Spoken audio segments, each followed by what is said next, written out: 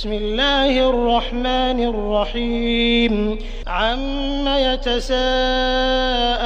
عن النبأ العظيم الذي هم فيه مختلفون كلا سيعلمون ثم كلا سيعلمون ألم نجعل الأرض مهادا والجبال أوتادا وخلقناكم أزواجا وجعلنا نومكم سباتا وجعلنا الليل لباسا وجعلنا النهار معاشا وبنينا فوقكم سبعا شدادا وجعلنا سراجا وهاجا وأنزلنا من المعصرات ماء ثجاجا لنخرج به حبا ونباتا وجنات ألفافا إن يوم الفصل كان ميقاتا يوم ينفخ في الصور فتأتون أفواجا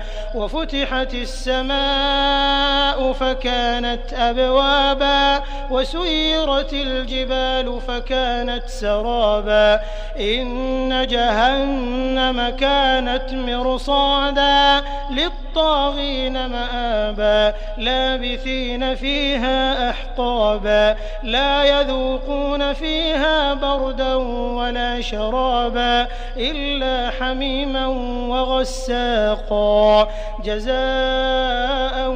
وفاقا إنهم كانوا لا يرجون حسابا وكذبوا بآياتنا كذابا وكل شيء أحصيناه كتابا فذوقوا فلن نزيدكم إلا عذابا إن للمتقين مفازا حدائق وأعنابا وكواعب أترابا وكأسا دهاقا لا يسمعون فيها لغوا ولا كذابا جزاء من ربك عطاء حسابا رب السماوات والأرض وما بينهما الرحمن لا يملكون منه خطابا يوم يقوم الروح والملائكة صفا لا